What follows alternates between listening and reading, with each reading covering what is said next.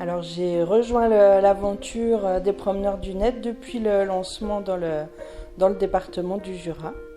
Pour les jeunes, c'est pas toujours évident de franchir la porte, de venir en direct à l'association. Donc on trouvait intéressant d'être présent sur Internet, sur les réseaux sociaux pour faciliter cette prise de contact et de pouvoir ben, les accueillir de manière virtuelle et les accompagner par rapport aux questions qui peuvent se poser.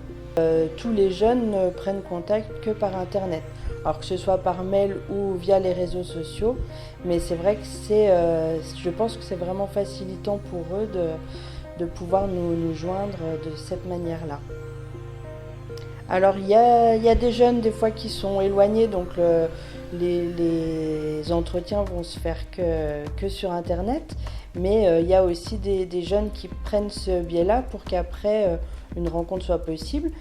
Par exemple, à l'association, on propose des dépistages rapides de certaines infections sexuellement transmissibles, et du coup, c'est la porte d'entrée réseau social ou par la boîte mail de l'association. Et après, les rendez-vous se passent au bureau. On sait que la vie affective et sexuelle, pour les jeunes, c'est une thématique importante, mais qui n'est pas toujours simple à aborder, et on ne trouve pas toujours facilement les bonnes réponses à ces questions. Et du coup, de savoir qu'il y a des professionnels qui sont disponibles à l'écoute et puis de manière confidentielle et anonyme, je pense que ça facilite voilà, la rencontre et puis l'échange avec ce public-là. Je suis preneuse du net depuis le début du dispositif dans le Jura, donc 2017. Ça peut être divers, c'est le même type de questions qu'on va me poser un peu tous les jours sur l'orientation, les aides financières, éventuellement des mal-être, conflits familiaux, ça peut être tout simplement une envie de discuter. Après, je pense que les personnes qui me contactent par internet ont plus confiance, sont plus confiantes à poser leurs questions en le faisant en virtuel qu'en réel. Après, au niveau des questions posées, il n'y a pas spécifiquement de différence. Souvent aussi, des jeunes que j'ai rencontrés en réel, pour garder un lien, maintenir un lien, on va continuer à discuter via les réseaux. Je rencontre pas forcément la personne avec qui je vais échanger. Après, voilà, on va dire que c'est moitié-moitié. Je vais rencontrer des jeunes en établissement scolaire qui vont avoir besoin d'échanger avec moi. Ils ne vont pas hésiter à me contacter via les réseaux, et des jeunes que je ne vais pas rencontrer qui vont me contacter uniquement en virtuel, que je ne rencontrerai jamais.